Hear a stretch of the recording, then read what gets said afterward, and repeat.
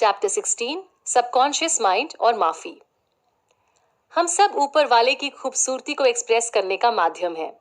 अगर आप अपने मन में गांठें बांध लेते हैं तो आप इस एनर्जी के बहाव में रुकावट डाल देते हैं।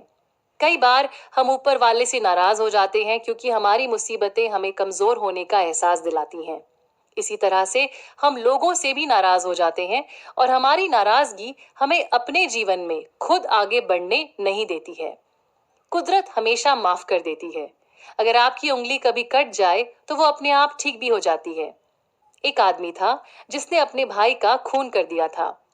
उसके भाई का उसकी बीवी के साथ अफेयर चल रहा था। 15 साल बाद ये आदमी दूसरी शादी कर चुका था। इसके 3 बच्चे भी थे।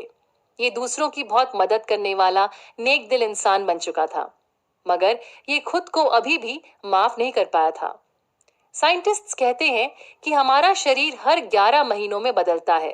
जोसेफ मर्फी ने इस शख्स को समझाया कि जिस इंसान ने उनके भाई का मर्डर किया था वो सालों पहले गुजर चुका है, इसीलिए उन्हें आज खुद को सजा देने की कोई जरूरत नहीं है। उन्हें खुद को माफ करना ही होगा। अगर आपको कोई कुछ कहता है जो सच नहीं है तो आप उससे हर्ट हो ही नहीं सकते।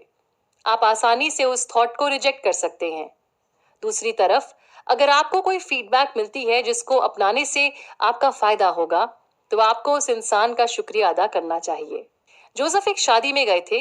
दुल्हन दूल्हे का चर्च में इंतजार करती रही। दूल्हा नहीं आया। दुल्हन ने कुछ आंसू बहाए और बोली, शायद ये हमारे लिए सही नहीं था, क्योंकि मैंने ऊपर वाले से कहा था कि जो भी हम दोनों के लिए अच्छा है वही होना चाहिए।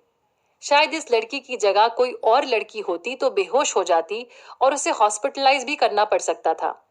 मगर जब हम ऊपर वाले से और अपने सबकॉन्शियस माइंड से जुड़ जाते हैं और भरोसा करना सीख जाते हैं तो हम हर स्थिति में शांत रहते हैं।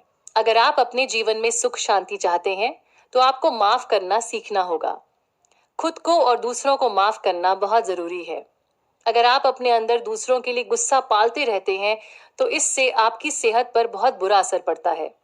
माफ करने के लिए सबसे जरूरी है माफ करने की इच्छा रखना। अगर आप माफ करने की इच्छा रखते हैं तो आप इस जंग को जीत जाएंगे। जरूरी नहीं कि हमें अपने आसपास के सारे लोग बेहद पसंद हों, लेकिन उन्हें बिना पसंद किए भी हम उन्हें प्यार और दुआएं भेज सकते हैं। जब आप किसी को माफ कर देते हैं तो ये आपका बड़प्पन नहीं होता है, ये आपकी खुदगर्जी होती है। आप उन्हें माफ उनके लिए नहीं, अपने मन की शांति के लिए करते हैं। अपने दिमाग को शांत कीजिए, ऊपर वाले के बारे में सोचिए और फिर अपने सबकॉन्शियस माइंड से कहिए, मैं पूरी तरह से माफ करती हूँ।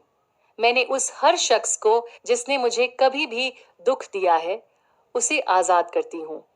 मैं उन सब को दुआ देती हूँ, वो खुश रहें और उनका जीवन शांति पूर्वक बीते। मैं भी आजाद हूं और वो भी आजाद हैं। अब आप ये कैसे टेस्ट कर सकते हैं कि आपने वाकई किसी को माफ कर दिया है? जब आपके सामने कोई उस शख्स की तारीफ करे और आपको कोई फर्क ही ना पड़े, तब आप आगे बढ़ चुके हैं। उदाहरण के तौर पर, अगर आपको पिछले साल दांत में दर्द हुआ था और इस साल मैं आपसे उस एपिसोड के बारे में बात करूं, तो आपको वो इंसिडेंट याद तो होगा, मगर उसके बारे में बात करते हुए आपको कोई तकलीफ नहीं होगी। जब हम अपने अंदर छुपी ताकत को पहचान लेते हैं तब माफ करना बहुत आसान हो जाता है। आपको पता होता है कि आप ही अपनी जिंदगी को क्रिएट कर रहे हैं और आप कभी भी अपनी जिंदगी का रुख किसी भी दिशा में मोड़ सकते हैं।